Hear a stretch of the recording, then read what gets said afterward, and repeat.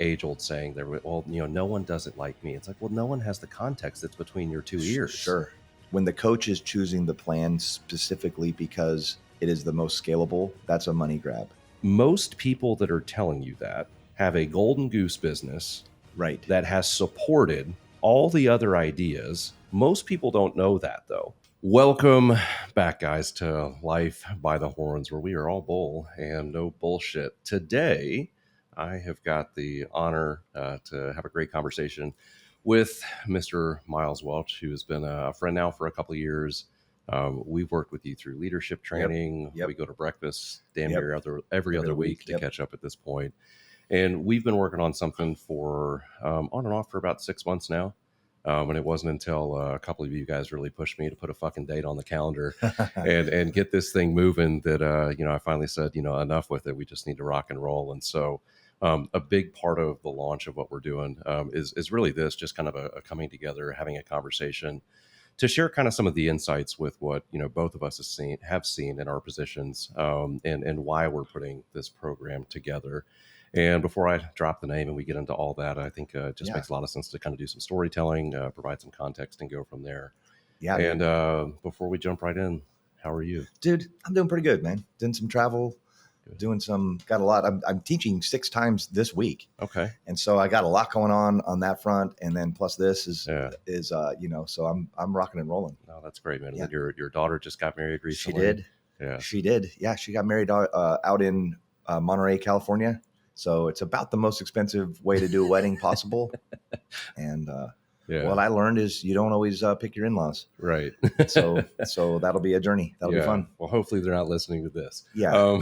Anyway, well, let's jump right in. So for those who don't know you or have a ton of context around you, you have been in leadership roles your entire life, whether it have been in the military early on, church was a big part of your background for a decade and a half. Oh, yeah. Or so. More, and then you've worked in conjunction with the John Maxwell Leadership Center. Yep. You have been, doing leadership coaching for a couple of years on your own at this point, working with all sorts of organizations.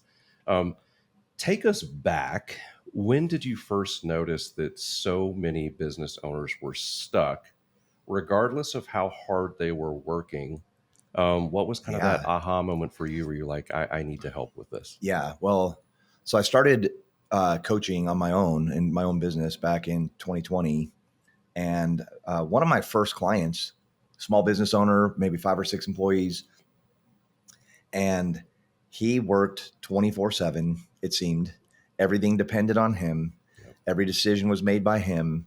And he was trapped in his business. Like it was, it had him. Like he wasn't running his business was running him. Right. And I watched him and he was like, couldn't take a vacation, everything like he just was a mess. And I just remember like starting to try to help him think through what it would be like to change the dynamics in such a way that he could have a little more freedom. And it was a struggle. As a matter of fact, how it all ended was he didn't like that. He didn't like the things I was saying because I was telling him that he had a control issue and a trust issue. And it's like, if you're hiring good people, then, give them some responsibility. And so it just was very owner dependent centric on him. And his conclusion was that I was a bad coach. So he fired me. Okay. And that's, and he's still to this day, he's still grinding away. No vacations in sight. Yeah. So we see that a lot. Yeah, man. Why do you think that so many entrepreneurs feel isolated, even though they're surrounded by, good people and lots of opportunities? Yeah, I mean, when you're the entrepreneur, you carry the dream and you carry it. It's yours. You own it. It's other people have other ideas, but this is your idea and no one will ever love it quite like you do. I mean, you hope they will, but they don't. And not, at least not the same. And so you're always feeling weight and pressure that no one else feels, and you can't pay them enough for them to feel it because it was yours. It's just different. It's like having a kid. It's your kid. Yeah. Well, I mean, you work inside of one of the largest and fastest growing church organizations in the United States. Right. And with that, there's a lot of the same challenges. Where do you see that most small business owners struggle when it comes to kind of casting that vision and getting the buy-in? Yeah. I mean, a lot of it is just lack of clarity that it's clear in their heart, but it's not clear out of their mouth, and it's not clear enough. They don't do the work to make it clear, and then they don't articulate it over and over and over and over again. I often will say, well, I don't know if I often say this, but I think this, like, every now and then you got to tell the guy who's laying bricks that he's not just laying bricks, he's building cathedrals. Right. And if you don't do that, eventually he forgets, and it's just his job becomes a grind. And it's the vision, it's the and again, I would go back and I would say a lot of business owners, they spend all their time in their business, and because of that, they don't work on their business, and so they lack clarity. They're just running around with their to-do list. It's funny because they're like, you're the owner and you're the only one who can do it, and you're doing things that other people can do. Yeah. And therefore the things that only you can do, no one is doing. Right. Yeah, we see that all the time. All the time. Is there something that you believe can help a business owner go from that kind of stuck position to, what it looks like on the other side when you've got the buy-in, you are delegating, and you're working on it versus in it all the time? Yeah, I mean, every scenario is different, right? So I think delegation is a huge part of it. I think at some point you have to trust somebody with something. Yeah. And the more you can do that, and the more you are, a believer in people, and you bring people around you that you have some belief in, the more. And I do think businesses go through, like, when you're new, you can't get the best leaders out there. You can't afford it. Your vision's not big enough. Your thing's not big enough. So you don't have who you would want. You have who said yes. And you still have to trust them with something. Yeah. Otherwise you're just wasting money. And so there's a fine line, man, because you gotta find somebody that you trust enough to give something to get your time back, so that you can do what, and what actually scales the company is not having the employee do work. It's what you do as the owner with the time you get back. That's where the magic is. Well, I remember probably a year ago sitting with you. I think we were grabbing lunch. It could have been breakfast, but you had even shared with me, I was struggling with, man, like I'm really having a hard time disconnecting and not being in the day-to-day with the team. And you even challenged me and said, you need to be focusing on tomorrow, and the team needs to be focusing on today. Yep. And that was, I mean, something I think I already knew, but I think sometimes it's so powerful to have somebody else kind of pull you outside of the box, Right. Remove your biases and everything else, and say, this is what the reality is. And for me, it was a great conversation with the team. Yeah. All the urgencies in today. Yeah. But all the the vision, the growth is in thinking about tomorrow. Like, I feel like half of what I do with the people I coach, the business owners I coach, is chasing them out of the office. I always say, man, you need to go sit on a rock. You need to stare at a cloud, and you need to think. Yep. And you need to imagine, and you need to start asking some bigger questions and some better questions, and then answering them, so that you can guide. You're the one who charts the course. Yeah. I've had a very similar challenge that I was given recently from a coach of mine, which was much of that. His thing was, you need to find at least a half day during the week in which you are completely out of the office, disconnected, whether it be doing a hobby that you love, sitting on a mountaintop, just looking out and thinking, because you're not going to get that time inside of your workplace. And I think for so many businesses or business owners, they have a really hard time with that, because they think it's all going to fall if they're not there. But something that you mentioned that I think is really important to talk about, I think a lot of people talk about this idea of delegation. Right. But what they really don't realize is they're not delegating, they're abdicating. Yes. So they say, hey, I need you to do this thing, go. Right. And then they're really upset with the end result versus what delegation really looks like. Is that something that you see a lot?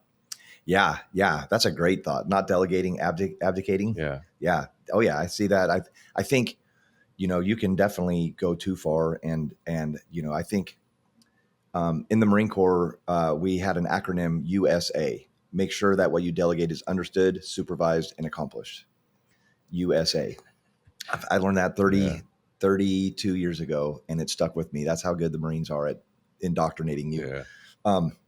But I think a lot of people, the supervise, we don't do. Right. And then when it's completed, we don't like what we got, and again, I would go back and I would say, if you lack clarity about exactly what you're doing, then your employees can't possibly operate inside of the framework you want them to, because you don't have clarity on your framework.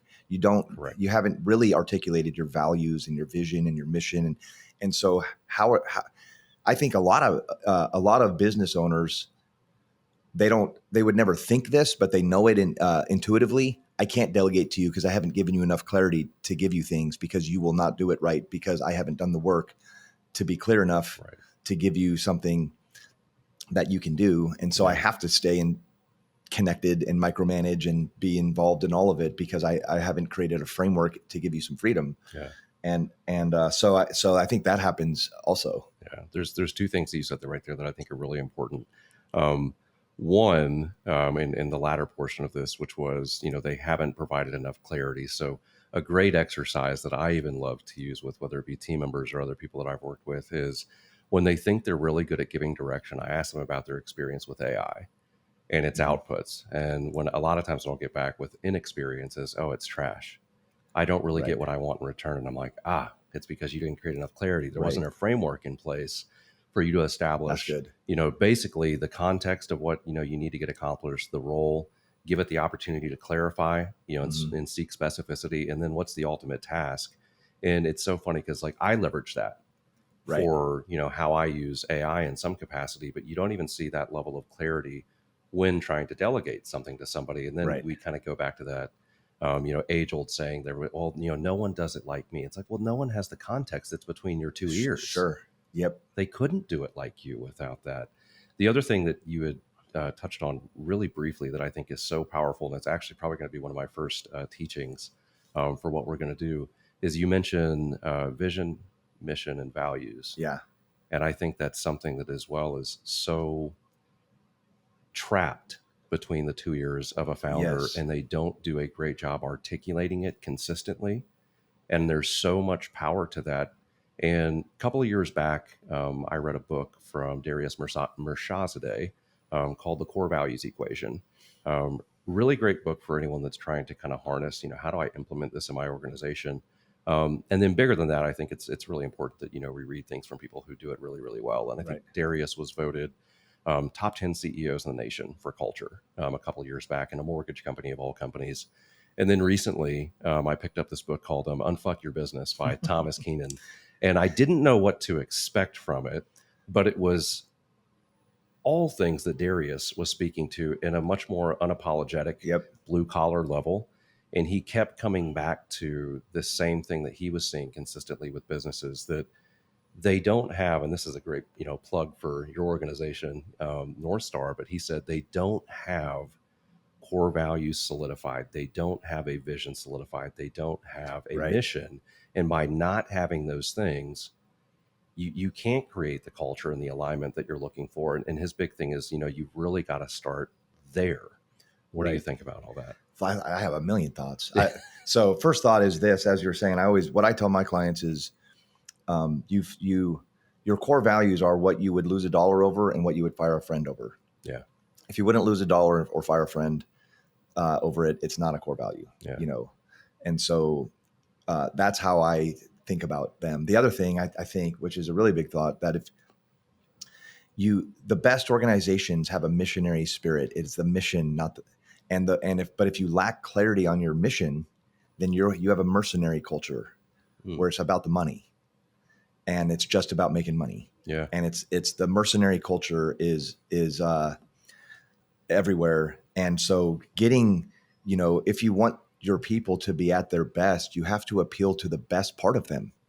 And the best part of them is not mercenary at their core, it's missionary. Yeah. And so you have to get clear about what is it that I'm doing on earth that matters. And that I want to make money. I'm not afraid of money, but I'm not in this to make money. I'm in this to accomplish something and make $1 while I'm doing it. Yeah. And so the more you're connected to the missionary culture and missionary vibe, the more you're appealing to the very best in yourself and in your employees, because that's what we all want to be, a part of that. Yeah. And something like that. And so you have to stay, and without it, think about it, then you go missionary. Yeah. Or a mercenary.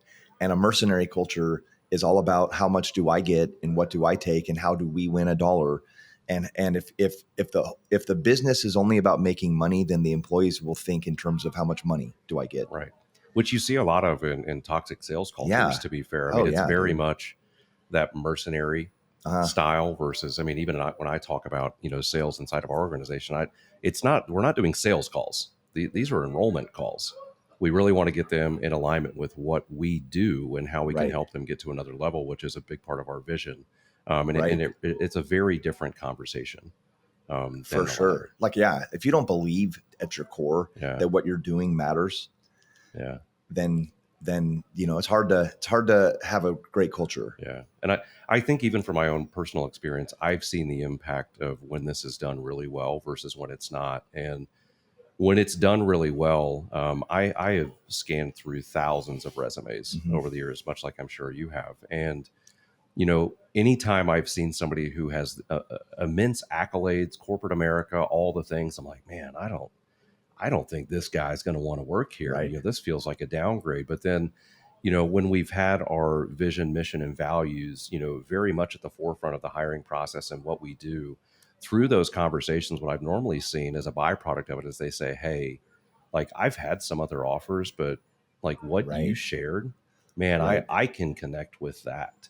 And I think it's something that provides a lot of leverage, especially when you don't have the resource, which is money, to attract the highest caliber talent. When they feel like they're committed to something bigger than just money, it's a game changer. I do think that, you should pay your people well. But if how much you pay is why somebody came to your company, that's not the best. No, and it's also why they'll go somewhere else. You're creating a free agent culture. Yeah.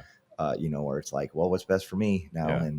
And to build you want to appeal to again, I just go back and I say a great culture, a great mission appeals to the best part of that person. And the best part is not mercenary in nature.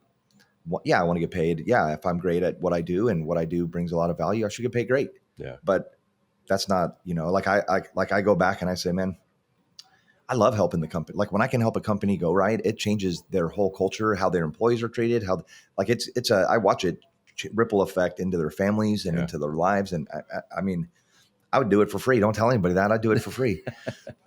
Yeah, I love it. Well, so you've been in leadership your whole life. Yeah. What frustrates you about how leadership and business coaching is usually done? Yeah, I think there's a lot of hype there's a lot of people who are super good at selling themselves. Right. And underneath the hood, when they actually get a client and they sit down with them, they just don't have value to offer. That's what I see a ton of. They're real good. Maybe they got a book or a name or whatever, but they haven't built anything. And if you haven't built anything, you don't know how to help somebody build something. Right. Period. And I don't mean that, I could get cynical about like coaching certifications. Yeah. I won't, but here I go anyways. So, I mean, I think, some 22-year-old kid that spent the money to get certified he doesn't know how to build anything. He hasn't done it. And so I always, people have always asked me, how did you get into, even when I was a pastor, I did a lot of consulting, and people had asked me like, hey, I want to get into consulting. How'd you get into consulting? And I thought about it, and the answer is simple. I got really good at something and my phone started ringing. Yeah. And so I would suggest, that's what I would always suggest to them is like, man, just go get really good at something. And it's amazing how your phone starts to ring, but that getting good at something takes a long time and it's a lot of work. And so that's where I get a little bit frustrated about. I'm sure you've seen the same types of things. Yeah, a ton of. I think, this is a good segue into my second thought, but, beyond just coaching, there are tons of masterminds and programs out there. And in large part, they're broken. And I think, to your point, you can go to, and I see the ads all the time for the next latest faith-based thing that's going on and some big leadership program. And I've been to all of them, and some of them have been really great. But the one thing that I always walk away with is more notes, more ideas, more tools, more information. And then all of a sudden it's Monday. Right. And then you go back to the same Yep. thing. Put And it I on the think, shelf. right. And I Yep. think that we're not in a world where we lack the resource and the information. We lack the time to integrate and align Right. with the information consistently. Right. Yeah. I couldn't, again, try not to be cynical about certain things, but sometimes these things feel like money grabs. Yeah. And and then there's the Yeah. masterminds that teach you how to launch masterminds. And it feels like a, multi-level, business. Yeah. And for me, I've always thought relationship over event is a better way to go. It's more transformational. It's more long-term. And so, you can have, it's like anything, man. Like organizations change and people change, and change happens in two forms: breakthroughs and processes. And usually the breakthrough is highly emotional, you go to the conference and, then it's like, wow, okay, I see it. It's a breakthrough. I have new thoughts and new ideas but until you get it into the process and into until you actually do something with it, all those ideas are left on the shelf, like you said. But it's no different than this is a weird analogy, but it's like when somebody realizes they have a drinking problem, that's a breakthrough. That's not change. Right. That's just breakthrough. That's just like, oh, I have a new awareness. Well, if you don't get into some help or get into start a new habit and like the real change is in the process, not the breakthrough. Yeah. The breakthrough creates some energy, but the process is the change. Yeah. New habits, new realities. And that's true for organizations. That's true for people. And so a lot of masterminds are breakthroughs that leave you really unable to implement a process. And so the change doesn't actually happen. Yeah, and it creates something I'm very familiar with, which is called self-awareness purgatory. Yes. Which is the worst place to be in because at that point, that there's something that, there's an opportunity that exists that you need to work on, but that there is much more than knowing, and even knowing how to.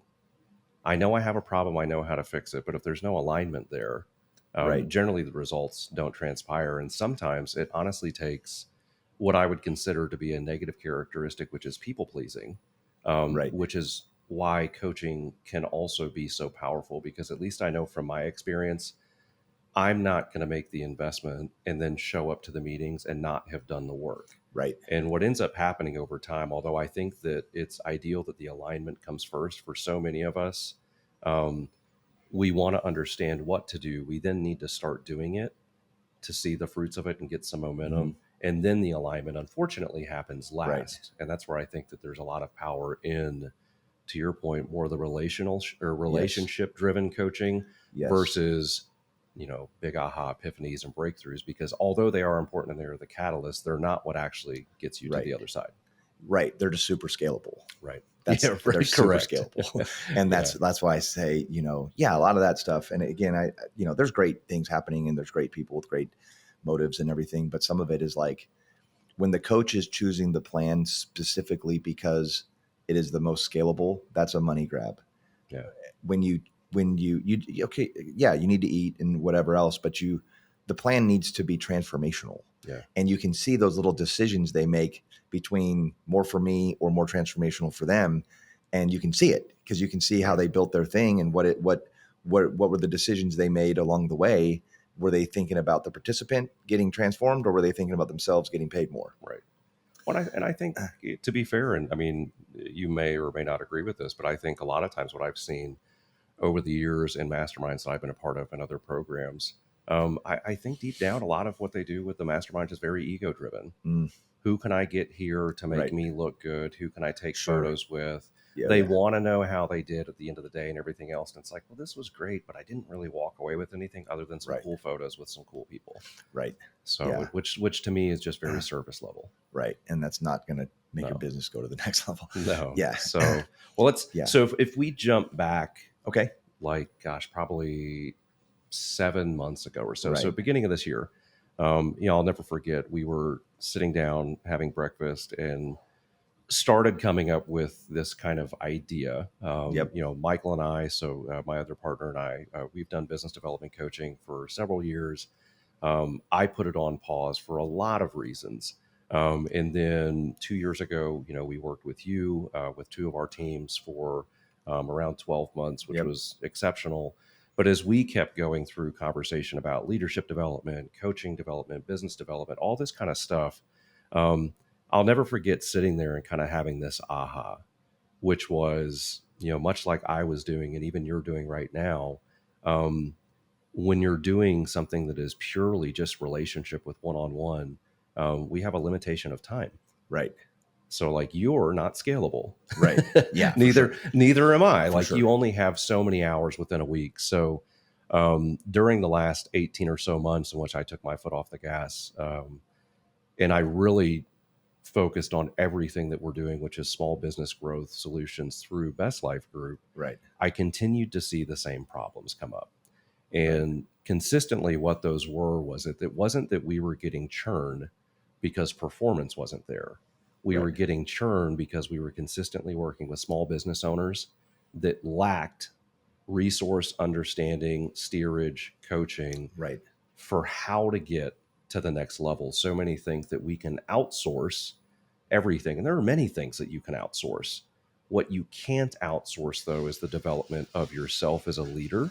And then if you don't have the capacity, the development of the leaders in your organization. So as I started to get frustrated with this, I was like, man, we've got to do something, but with this idea that it can't be limited based off of our own personal time. So how do we potentially fix this and provide a significant amount of value to people? And then as we started kind of talking through it, I'll never forget, I got frustrated and I was like, you know what, man? And it's because I was going through my own shit. So I think that being introspective, can provide some great power, and obviously the self-awareness purgatory. But I was like, it doesn't matter how much I know about leadership and how much I know about business development. If I'm not doing well in my soul and I need a swift kick in the ass, like none of this matters. And then with that kind of aha moment, I was like, I think it's probably time that we, with our powers combined, do something as a collective where we can offer one to many, at grander scale, as well as one-on-one, because there's still a need, and then create a network of small business owners. Because consistently what I see when I talk to, and I mean, this happens all the time, we get a new client, they start following me online, they love stuff that they see, and they say, I've got, plenty of friends, but nobody talks like this. And is real, provides positive impact, all of these things. Like, where did this come from? And I'm like, well, it came from $100 and something thousand in coaching. But most people don't have that. Which I think, I mean, even for you, when you're coaching organizations and high level CEOs and stuff, not everybody has that amount of resource. And so I think there's this massive chasm for business owners that don't necessarily know where to start. Also, what is affordable at that time. And then even beyond that, which is something we talked through earlier on, something that's not necessarily serial in nature, that has a start and an end, but is more on an infinite timeline. What about all that got you excited? Oh man. I mean, working with you, you're so driven that I like to be around people that have drive and energy. And so some of it is just for my own, just glazing you up in here, man. But I love the idea of helping multiple. And again, I bump into the same things you do, but I see it from a different lens. I'm constantly bumping into people that need what I offer, but can't afford it. And they don't need me they don't need me all the time. But they need to be in a community and to be marinating in great leadership thoughts and to be around these conversations, because just being around the right conversations will, whatever you marinate in, eventually that's what you taste like. Right. And so marinating in good business development thoughts, marinating in good leadership thoughts, being in an environment that is pulling you up that makes you unstoppable, in a lot of ways. And so I'm pumped, man. I'm pumped for this thing. Personally, I'm pumped to see what, who we can help and see what we can do here. But and also community. That's a really big part of it that I'm pumped to see happen. Yeah. Well, I think community sometimes, especially if you're not used to leveraging and working within one, can often be overshadowed. Like, what is it to be around a bunch of other people that are like me?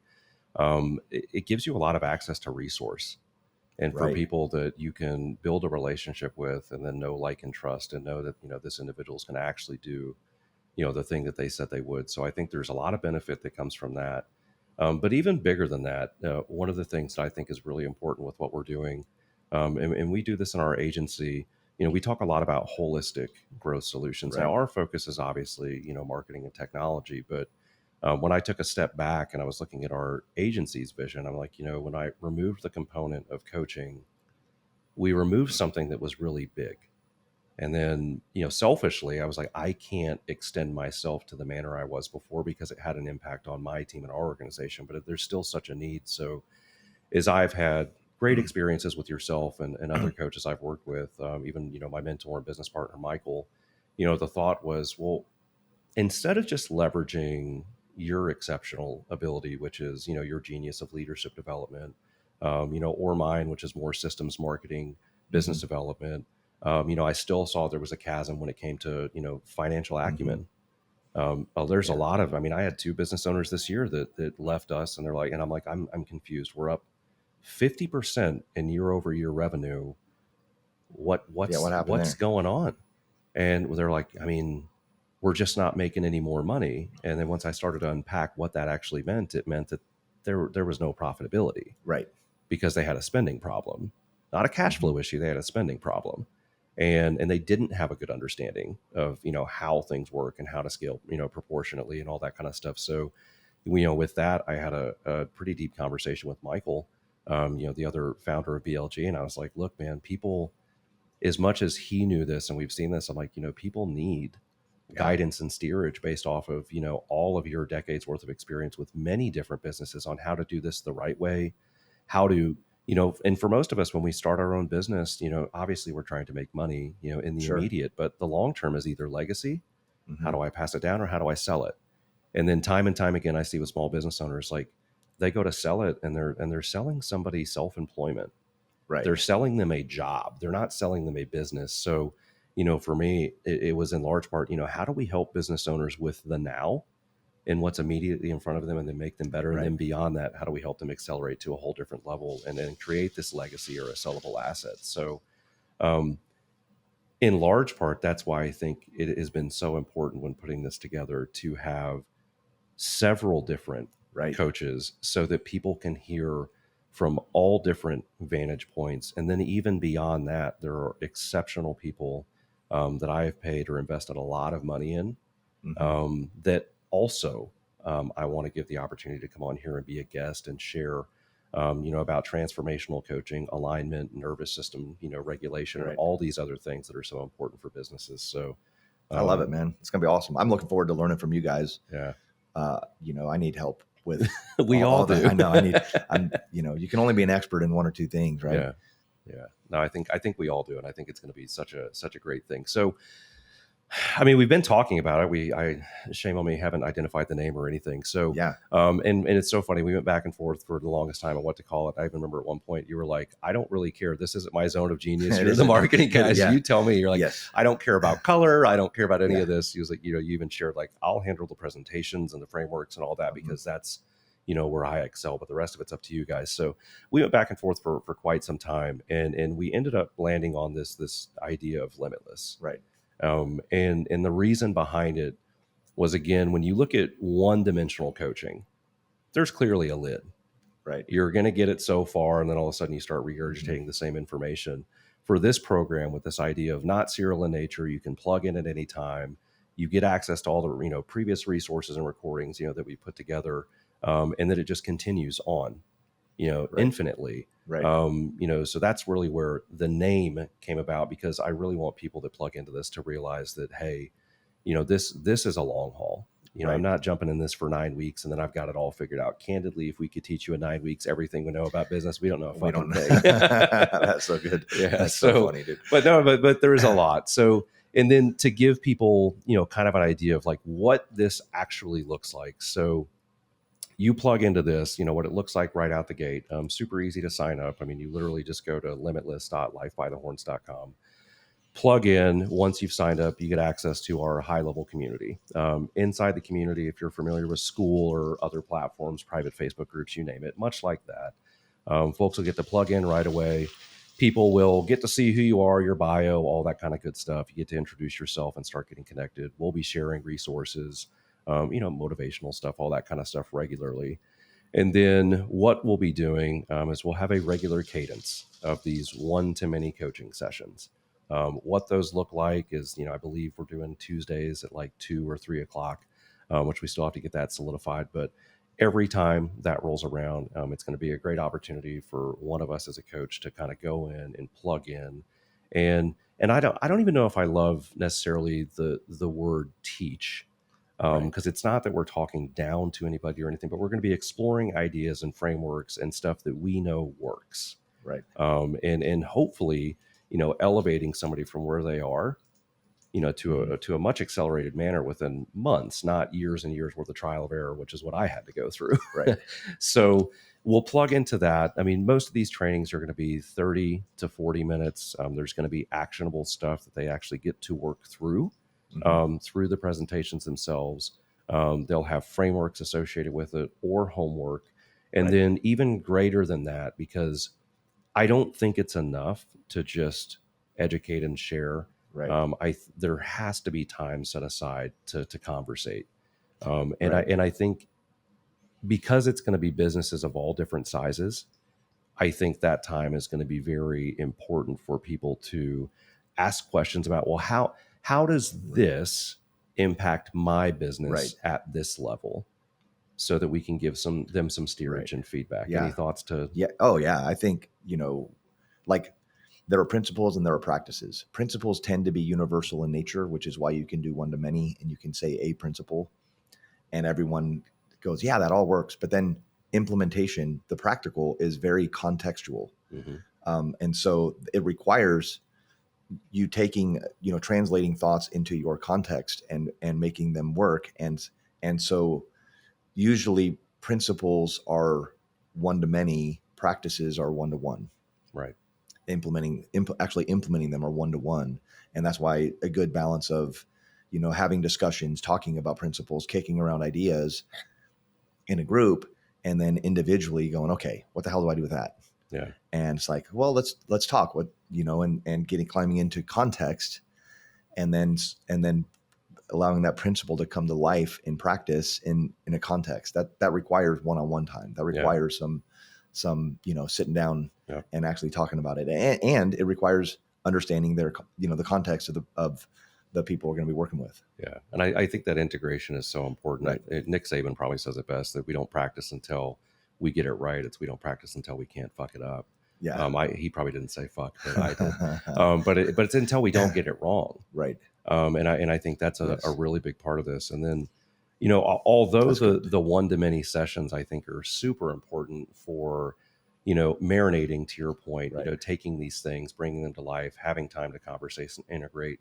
The cherry on top with this, because, you know, to your point, the relationship matters and the one-on-one matters. Sure. You know, we've even got built into this where if there is something with any of the messages that you've heard throughout the month that you really want to explore deeper in a more private setting, more one-on-one, any member has access to our calendars to set up a time to explore that, whether it be questions that they have, what they've done in the integration process, how to take it to another level, which I think makes it a lot more intimate and a lot more sticky. Any thoughts on that? Yeah, I love it. I you know, for me, again, like what I said, principles are transferable practices, and honestly, sometimes just like what I say to, like, I have a coach and my coach says to me things that I say to people all the time. Like when you're in your context, it's the weirdest thing. You just don't see it. Right. No. And so having somebody from the outside come in and talk is sometimes so helpful, because they just fresh eyes. like fresh eyes. It's almost like having a temporary board that can just like ask a question that you're like, oh, I hadn't even thought about that. Or so I think there's a lot of power in that. And it's funny because some of my clients think I'm a genius, and it's like, no, I'm not a genius. I'm just a fresh eyes on your, I see the coffee stains on the carpet that you guys all got used to. Yeah. And so I'm like, hey, that needs to be cleaned up. And everyone's like, oh man, what a genius. No, not really, but thank you. Yeah. Yeah. No, I think that's great. Even the two coaches that I leverage right now, I get a lot of the same kind of, like, I go into the conversation knowing what I want to talk about, what I want to unpack. And it's so funny. It's almost like I'm asking permission to do certain things, like, hey, this is what I'm seeing. This is what I'm thinking. And then Lane, my marketing coach, consistently, he'll be like, and what I love about him, because at least it's very beneficial for me. I've always joked and said, from a coaching perspective, I don't need you to fucking coddle me. Right. Sometimes I need to be punched in the face. Right. And so when I first met Lane, actually at a mastermind, I remember sitting next to this gentleman and I was just like, man, this guy is like so direct and he's very smart and he seems just no bullshit. Yep. And as I continued to pay more and more attention to him, he opened up a very small one-on-one coaching thing. And I was like, I've got to be a part of this. So every other week when I connect with him, I come to him with, to your point, it's like having a board. Yeah. And I come to him with, 2 to 4 things that I'm thinking through. And then he gives me some thought and then, his blessing, go do this. And it's so funny with that just subtle, yeah, you should do this. A week later, complete transformation and whatever it was that we were working on. And it's like, why have we been doing this for years this way? So it's, if anything, it's just given me a lot of grace in the process to know that, hey, you're what you're thinking is right. They also provide, a lot of great context around these are some potential blind spots that maybe you're not thinking of based off of my experience. And the other thing that I love that both of us have been saying that I'm sure other people have picked up on at this point is, you've got a coach. Yeah. I have coaches. For sure. Like, I think that's a really important thing to me. Anytime I've been looking for a coach is, who the fuck is coaching you? Right. Because if you just know it all somehow and you're not continuing your education, it's kind of like reading a book. Eventually there's an end. Yes. And I think it's really important that you work with people that are consistently, growing themselves. And growing themselves for sure. Yeah. And soft coaching is not helpful. No. It's not helpful at all. It's almost like, soft coaching and then lying to your coach because you want to look good to your coach. That's also super not helpful. Nope. And so I always try to be very honest with my clients about what I think. And sometimes the temptation as a coach is to be soft because I want to keep, if I say something too hard, they'll fire me and I like money. And so I'm going to just be soft and just like, hey man, you're doing great. And, as the company's falling off a cliff. Yeah. And it's like, no, the best clients, they want you to kick them in the balls and punch them in the face and like, just come on, man, you can fucking up, you can do better. Yeah. Well, and I think they show up when you need it most too. I've worked with my share of soft coaches. I remember this year when I had connected with Lane, and it's so funny. I went through the process. I got to the point of the agreement in paying and I walked away and I was like, I'm not ready to commit yet. And on a Sunday, he reached out to me, he texted me, and I didn't even have his number. He had mine though, because I filled the stuff out, and he's like, hey man, saw that you got all the way to the end and then stopped. Are there any questions that you have? And I was like, well, before I make this big of a commitment, like, yeah, I do want to talk to you about some terrible experiences that I've had, because this better not be that. And he's like, yeah, like, what questions do you have? And he was familiar with the group that I'd worked with before. And I just said, look, although there were some benefits from some former coaching I've received in this vein, what I don't need is somebody to, again, coddle me, tell me the thing. And I was like, I do not want to waste my time or yours to get on a phone call and say, how's your family? And all these pleasantries for 15 minutes. I'm like, that shit matters to me, but I can ask you that on Facebook on our own time. What I want to do is get into the tactical and the future pacing stuff. I need frameworks. I need access to resources, a network. I don't want just a bunch of rah BS. And he was just like, well, we've met. I'm pretty sure, that's not my jive. And he's like, I'm really to fully implement. You'll have full access to my team and the things that you need.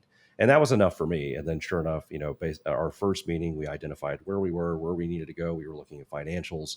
And the rest has been history. And then, I mean, fast forward, and this is the reality for those of you that like, well, what key metrics can I look at when it comes to hiring a coach? Like, what things will change? I make an investment every year into this type of stuff, and I can tell you that within 6 months of investing in the right coaching and the right networks, our business doubled.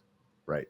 Yes. Why did it double? Because me as a leader became more aligned with our core values and everything that was already in place, but I was shifting from them. Right. And it took outside people that have no bias or opinion, no emotional connection to the business like I do, to say, stop this, do that, no more of this, we need to try that. And that to me is one of the most important things, because again, it's not that I didn't know a lot of the stuff that they shared with me, it's that they pulled my ass out of the weeds or out of the trenches and said, hey, back to 30,000 feet. Right. Here's what we need to do. That's so good.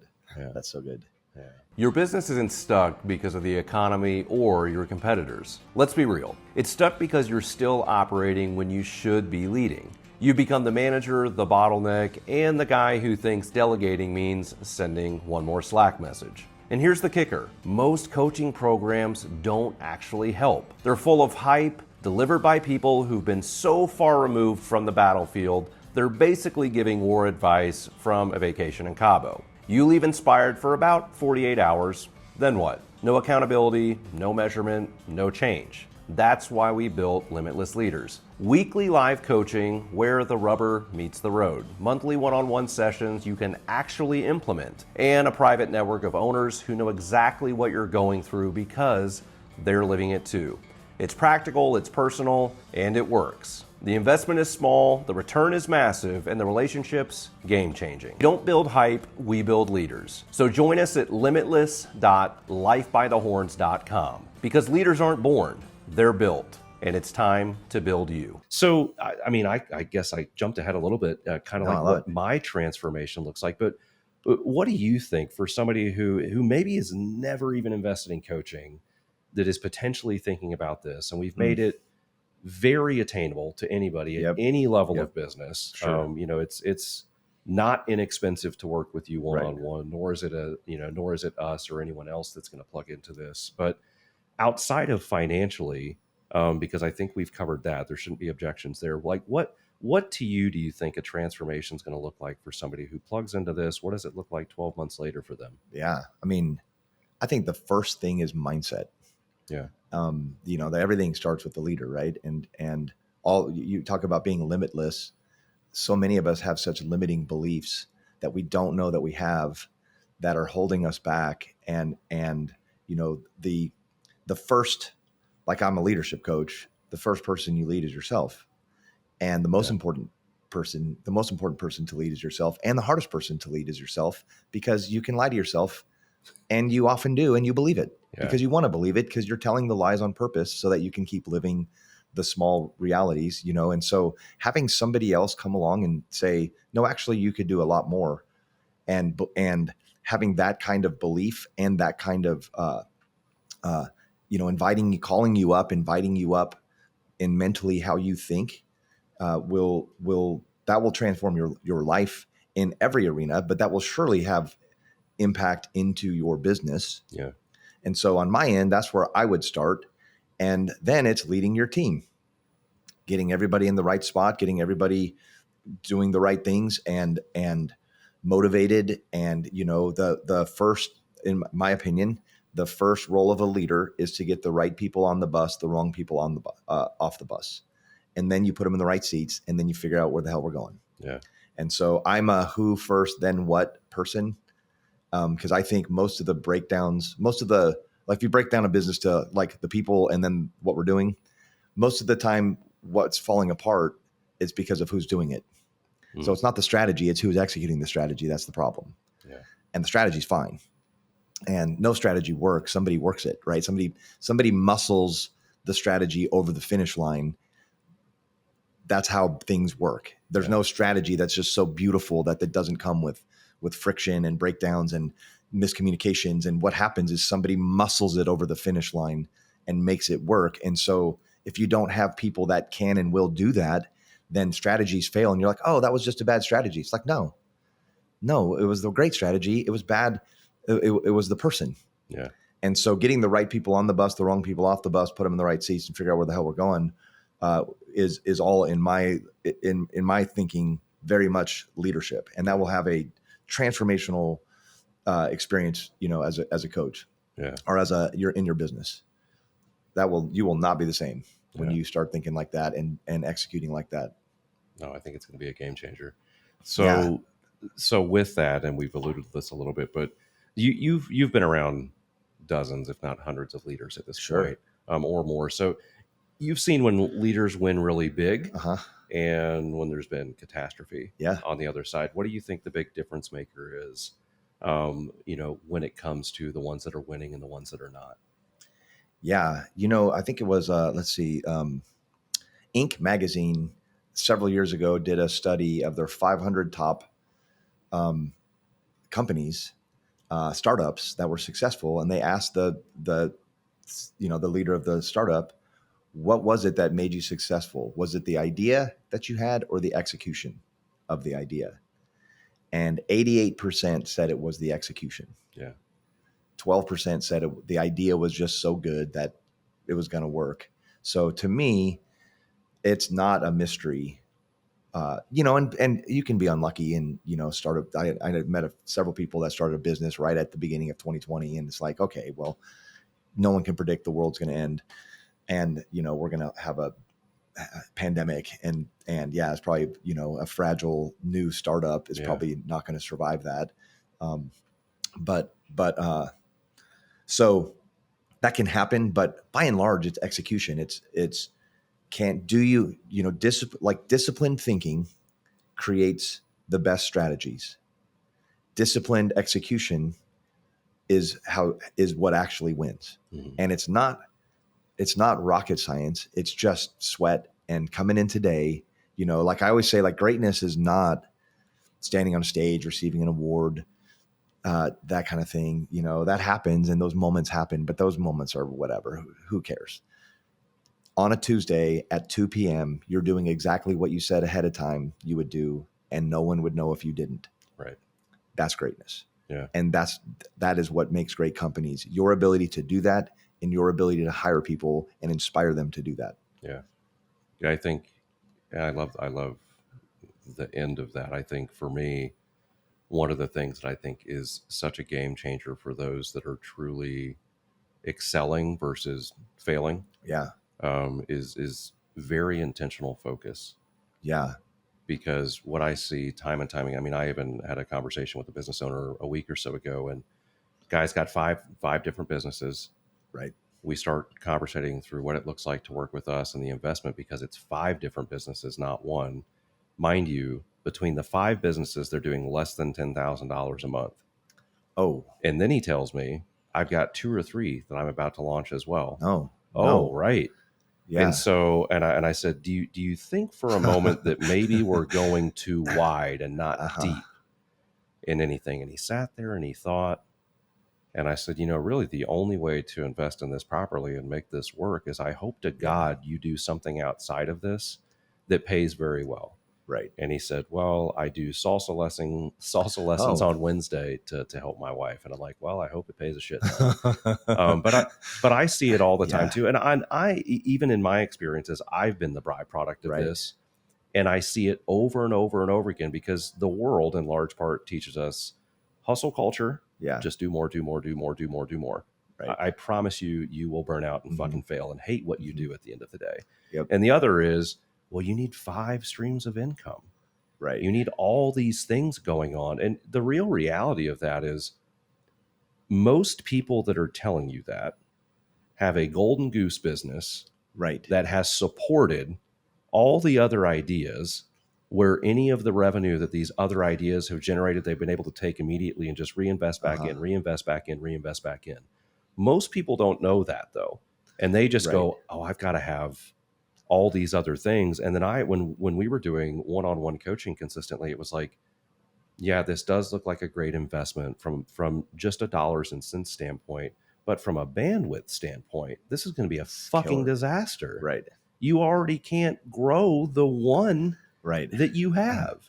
And so I think that's where it's been super beneficial for me even. And I mean, again, context. And I think I've lived through all this stuff and probably will do again. But at some point a couple of years ago, I had an opportunity of investing in a business and growing it. And on paper, with my initial plan, it looked great. There was Right. no way in which it wasn't going to work. Fast forward 2 years, I got too fragmented in both businesses. Yep. So I was very involved in the day-to-day, not future pacing activity, and both of them went down. Yep. One of them went away and was dissolved, and then all the property and whatnot was sold. And then as I stepped into this year, and decided to make some investments in some new coaching and whatnot, Right. one of the biggest things for me was just focus. I need to have very intentional focus, and the funny thing is the byproduct of that is growth. Yes. For myself, for the Yep. businesses, and for the team. Yep. And I think that if it weren't for some really great mentors and coaches, I probably would have went down the rabbit hole of another thing, Right. which is where most of us got caught up. We just need to do something else. And I think that's a huge fail. Yeah, man. When I talk to, it's funny, I talk to business owners and they're like, well, what is your coaching like? And I said, well, I'm going to help you select your goals and I'm going to hold you accountable to reach them. They're like, I don't need you for that. I said, cool. How's that going? Like, oh. And so like focus is it's not the main thing. It's everything. Yeah. When it comes to productivity. And what I do this personally. I call it top 5, 1 of 5. And I do it every quarter and I do it every week. Every Sunday night, I will do, these are my top 5 priorities for the week. Yep. And the 1 of 5 is like, if all goes to hell, this one I will get, of the 5, this one I will get done. Yeah. And so these are my top 5, 1 of 5. I love that. Absolute game changer. And you start getting, if you cannot bring your priorities down to 5, then you are unfocused. And I assure you, it's costing you actual money. 100%. And like I always say this, I'm a nerd. When I read books, I highlight things that I like in a book. But if you highlight every single word on a page, nothing's highlighted. Right. And by that, I mean, if everything is a priority, then nothing is a priority. You have to be able to look. The problem with work is it shows up as urgent and important all the time. Like, Think about the last time something showed up to you and it was like, get this done in 2027. Like never. That's never how things come into your inbox, right? And so it is discerning from all the highly important work, the work that cannot fail. That is the priorities. Right. It's all important. What can't fail. And that's how you get your top 5 for the week. And that's how you get your top 5 for the quarter, and like what can't fail. And so that's how I think about it. That's how I build it out. And that's what when I coach, I just am like, oh, you're getting off. No. Remember, these are your 5. This is what we're going to win. This is what we're going to do. You're getting distracted. And it's amazing what somebody can accomplish in a week if they just will focus down and get to the most important work. Yeah. No, I think that's great. Something that I've been leveraging for years, I even posted about recently, was my kill list, which was my top 3 that I have every day. And I write the stuff down because I think there's power in that. Or typing it out in your notes on your phone. It's very important to solidify that somewhere. So then with my teams that I've worked with over the years, even our management team now, every day they have to report their top 3.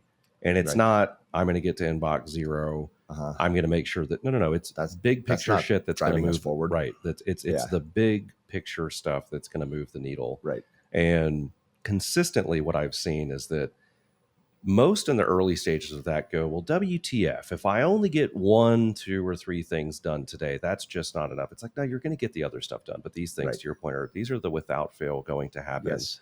And I said, the beauty of it though, is when you look back over a year, and you've got 250 or whatever it is working days, through that year, and you've done 250 to 750 needle moving activities, it'd be the best fucking year you ever had. You've made some progress. Yeah. Immense progress. It just seems small in the beginning, but it's a lot of those compounded things over time that really create greatness.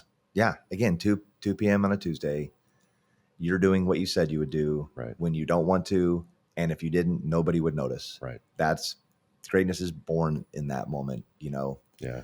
So I think one of the things that, and I'm sure you've had experience with this, so I'd love to know your thoughts because I have my own. If someone's listening right now and they're sitting in their car or at their desk and they're thinking, man, this sounds really great. I'm not in a season right now where I'm ready for that. What would you say to that? Oh, dude, there's no ready season. I don't buy that. I think, let's just be honest. What you're saying is, I don't want to get better. Right. I'm not ready to get better. It's kind of like somebody who is like, I'm not ready for a diet. It's like, no, you're not, what you're saying is the unhealth that I'm in, I'm going to live in a little bit longer. Yeah. And and that is, I'll tell you, you don't feel your way into great behavior. You behave your way into great feelings. In other words, and when you start anything, if you wait till you feel ready, you're going to wait forever. Yeah. You get ready as you go. I've never felt ready. I've never been like, whatever I've built, it built me. And so when I started, I wasn't the man that I needed to be or the leader that I needed to be when it actually came to fruition. But the journey is where I grew. And so I think, anybody saying that, man, I just think that's fine, but you're lying to yourself. And it's not that you're not ready. It's that you don't want to change. Yeah. It's that you want to stay where you are. I think a lot of them get tied up in this idea of perfect timing. Yeah. When things slow down. Right. And it's like, that imaginary season when things get slower. It doesn't. Right. Yeah. And I always laugh. So, well, one of the questions that I would ask in return is, okay, well, when have you seen the most growth? Is it in seasons of chaos or is it in seasons of lull? And almost everybody is like, oh yeah, it's in seasons of chaos because growth is naturally going to expose areas of weakness inside of a business. So when do you think you need the most help? When those things are exposed, or when everything is calm and copacetic, which generally means in business you're going backwards. That's good. I really like that. That's good. Yeah. So with that though, what happens for those who wait? I mean, I have my own personal experience that I'll share here in a minute, but if you wait to do something like this, what is the cost of that? Yeah. I mean, it's just opportunity lost, right? It's like anything. It's time. Business is not a car. It's an airplane. And if you're not constantly thrust, you are sinking. Yeah. And a car, you can just could roll to a stop, then, get your foot off the pedal and you're okay. That's not business. Business is an airplane. If I'm not pushing, then I am descending. And so I think the price tag of inaction in business is almost always something's going bad, or at least you're missing out on an opportunity to get ahead and to get some altitude. So that's kind of how I view it. How about you? Yeah. What's your thought? Well, I mean, mine's super personal, but yeah, I invested so much time, effort, and energy in leadership development and business development, and I had those tools pretty much checked off. But I'll never forget, after a couple of conversations with some, you can call them transformative coaches, life coaches, whatever the fuck you want to call them. Yeah. I think a lot of the terms are cliche, but anyway, I kept finding myself repeating the same 6 to 12 months. The people look different. The business may have been called something different. What we did, may have been different. Where I lived may have been different, but I just kept seeing the same loop and I was fucking sick of it. Yeah. And I had a conversation with a coach that I'm working with right now. And, it was a very early on preliminary conversation. I understood the investment that was going to go into it, which at the time just seemed, it was a lot. I mean, it still is a lot. And he was like, at the end of the day, if you just need a friend or someone to reach out to, I'm not trying to sell you anything, just connect. And it wasn't but 2 days later, I'm sitting on the couch on a Friday afternoon after what many would call a successful week. And I was just fucking broken down. And I'm like, I'm so sick of this shit. It doesn't matter how many things we accomplish. I'm so sick of the fact the goalpost is always moving. It's never enough. Right. I just feel like I'm constantly carrying the weight of the world and I'm fucking drowning. And it was impacting my marriage. It was impacting relationships. It was impacting business. It was impacting everything. And I was like, I've got to do something. I've got to do something different. And sure enough, last Wednesday, when my coach and I had our chat, there are times when you go through seasons of coaching where I believe everyone has done this. Like, what am I actually getting right now? And I didn't even bring that up. And as we got into the latter half of the conversation, he said, I want to share something with you. And I said, yeah, sure. And he goes, I created this kind of like mind map, from our 5 months that we've been together so far. And he put it on the screen and I was like, holy shit. Like visually, it was very stimulating, but it was initial conversation and the 5 things that we wanted to work on. Every coaching call, what we've worked through, words that were very important to me now. One of them was I used to always say, yeah, but, and now it's yeah, and. It doesn't seem like a big thing, but it's huge change. Liminal space, rest, having connection with, it sounds funny, but little Dustin, where a lot of the byproduct of how I was doing things in the world was based off of traumas that I had earlier on in life. And as I started going through this mind map, I was like, holy shit, like we have done so much. Right. And it's had a profound impact on where we are now, because candidly, had I not decided to make the investment in those 2 coaches, A, we wouldn't be having this conversation today. Right. B, the business wouldn't be where it is today. And for me, when I've had people like, well, how much do you pay them a month? And they're like, oh my God. I'm like, no, it literally is the best investment that I have made. Yes. Because it has opened up a world of resources. It has created a fundamental shift in alignment and identity and everything. Right. And I think just those couple of words are something that every business owner is seeking, but sometimes they're afraid to give themselves permission for whatever reason that may be. And I think this is just a great opportunity. I don't want to call it a stepping stone, but it could be a very good entry point for someone who's never been down this road before, or for the guy or the gal that has been like, I've worked with a couple of coaches and I always felt like something is missing. This is going to help solidify, those pillars and those individual needs. Right. I love that, man. That's heavy. That's heavy. I'm sitting here thinking like I need to do something like that for my clients. Yeah, that's really cool. Yeah, I'm sitting there thinking about one client in particular, and like I need to show him like what we've been doing, because we've done a lot. It's just sometimes you forget. Well, it's huge. And I honestly went through, even my wife brought this up, and she's great at letting me see my blind spots, let me tell you. And she said, it felt like you had so much momentum the first 3 months. And then like this last month, you've just been kind of different. Well, the reality was that I took my foot off the gas of all the things that I'd been learning. Right. And so the integration had stopped. And then once I plugged back in and, obviously got held accountable to it, that's when the shift changed. And that's the other, back to the negative people pleasing thing. When I'd actually shared that, hey, here's what's going on. Here's what I'm seeing. Even my coach is like, yeah, you haven't been checking in as much. You're not leaving me voice notes. And you just have seemed kind of numb lately. And as we unpack that, it really helped get to another level. So we're gonna jump into what has been a great at least thing that we've added to the podcast. It's called Rapid Fire. Okay. So I'm gonna ask you a handful of questions, just first thought, and then from there we'll kind of wrap this up. So in one word, what do you want people to associate with Limitless Leaders? Transformation. That's got to be the word. I want transformation. What's a belief you've had to unlearn about leadership? That's a great question. I used to believe if you wanted to be a leader, that was bad. Like the idea that, people who want to be in front, that's inherently ego driven. Yeah. I don't think it is. I think some people just have it in them to lead. And so it's almost like this is where I'm supposed to be. Yeah. And it isn't ego driven. It's just, this is what I'm supposed to be doing. And or you have something in you that you want to see built.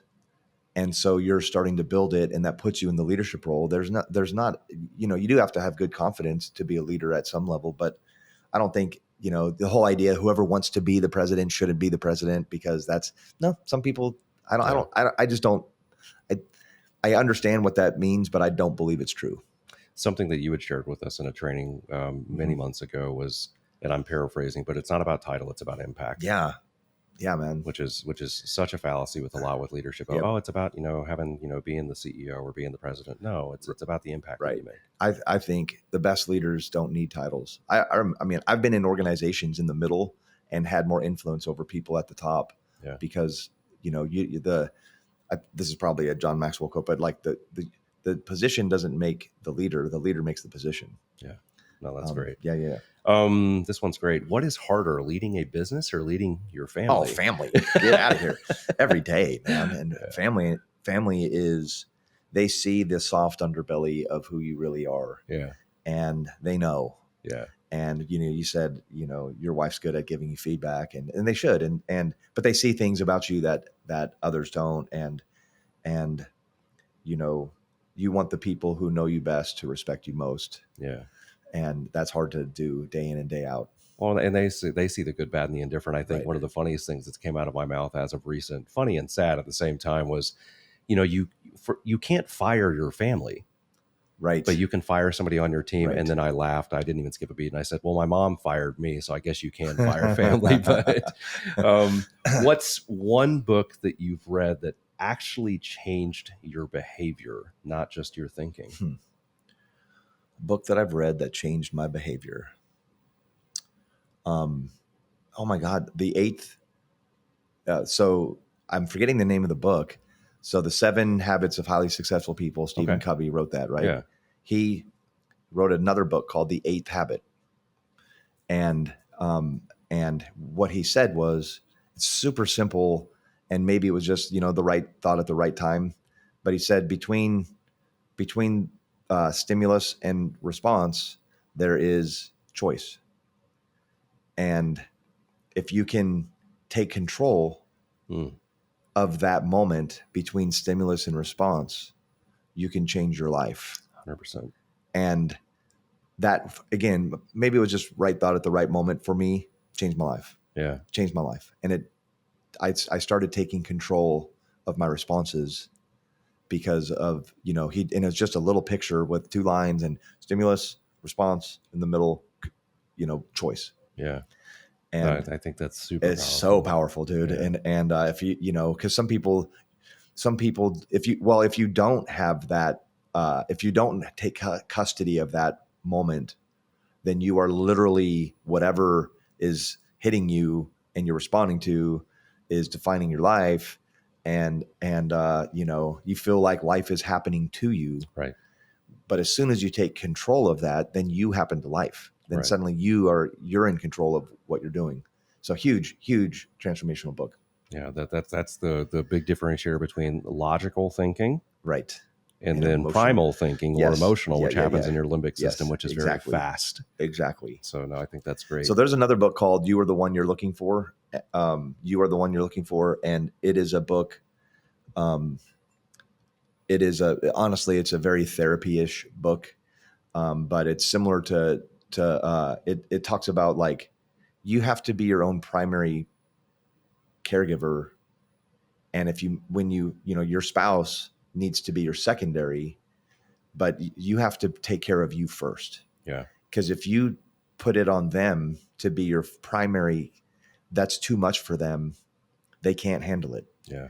And so, again, I know that's a little therapy-ish, but changing my life currently is learning how to do that. And that book has a really good pathway for that. But that's huge. And it's making a big difference. I've actually started to implement some of those thoughts into my coaching. Coaching is this weird balance of like, it's not quite consulting, but it's not therapy. It's kind of in the middle. It's kind of in the middle. So are we going to talk about your family? Sometimes, yeah, because that's where the leadership needs to happen. Are we going to talk about how you manage inner things? Yeah, we're going to talk about that. Are we going to talk about employees and bottom line things? Yeah, we're going to talk about all of it. Yeah, that's where coaching sits. No, that's great. What about this? Scaling up or simplifying down? What excites you the most right now? It's got to be simplifying. I think, simplifying down well, you can't scale complexity, right? And so simplifying creates scalable, solutions. My Yeah. favorite example of this, I just thought of this. So imagine a day when Chick-fil-A, they only hired people with high customer service. And that's how they thought, and that's how they did it. And like one store. Yeah. And when they scaled, they boiled high customer service down to my pleasure. They boiled it down to, oh, it's my pleasure. And so what they did was they took this big thing and made it a little package so that it would scale across the country. Anytime you say, my pleasure, is what they're going to say back to you. Yeah. And so I just, taking complexity, making it simple is the key to scale. And so one of the keys to scale. And so I'm in my world, in my life, in everything right now, I'm trying to simplify. Yeah. And life has a way of coming in and trying to make it complex. Yeah. It's not about doing more. It's about doing less of the Yeah. right things. Less of the right things, dude. Yeah. I love that. Yeah. And then last one, a failure that taught you more than success ever could. Oh man, I failed so much. I gotta think about all the failures in my life. I think the one failure that has taught me the most is going through the divorce. Yeah. That's that I look at that as my personal failure, because leadership, begins at home. Yeah. And what it taught me was you have to attend to things when they're off. Yeah. You cannot just let things ride. You have to attend to it. You have to keep attending to it. You can't, if you have a little thought in the back of your head that something's wrong in business, in life, in a relationship or whatever, you can't get so busy that you don't attend to that thing, because eventually, problems unaddressed do not get smaller. Yeah. I think that's a lesson for all of us. Yeah, dude. Yeah, dude. And that's a painful and expensive lesson. Yeah. Well, man, Yeah. I love this conversation and an opportunity to unpack what we're doing. Yeah, man. To kind of close this out and summarize again, limitless leaders, through Life by the Horns. The whole goal here for what we're trying to accomplish is a fundamentally different type of, personal business leadership development program that ties in many facets of what development should look like. It's not one dimensional. It's going to give people access to phenomenal trainings on a weekly basis, which will be live and then recorded as well in case people miss it. Bigger than that, though, the opportunity to connect with a coach one-on-one on a monthly basis to really dive in, unpack, and kind of solidify and align and implement the things that they're learning. And then what I think is really important for me, and a lot of people, if they don't have exposure to this yet, they may not see the value until they've done it, but it's the access to the group and the network of people to build relationships. Future pacing, I'm sure we'll do masterminds and that kind of stuff with the group to bring in other great speakers and whatnot. But fundamentally, what we're trying to offer is a program that is not thousands of dollars a month. We're talking hundreds of dollars a month.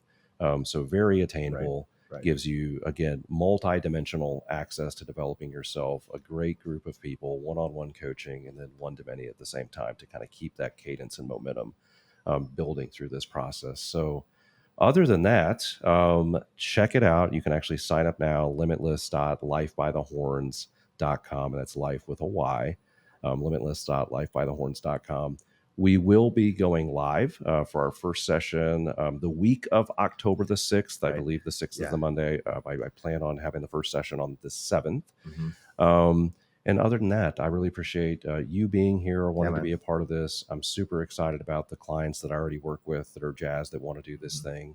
And then for anybody else, if you've got questions, feel free to reach out to myself, shoot me a DM, same to Miles or Michael that's going to be coaching with us as well. And other than that, it's been great. Thanks for tuning in, guys. Have a great day.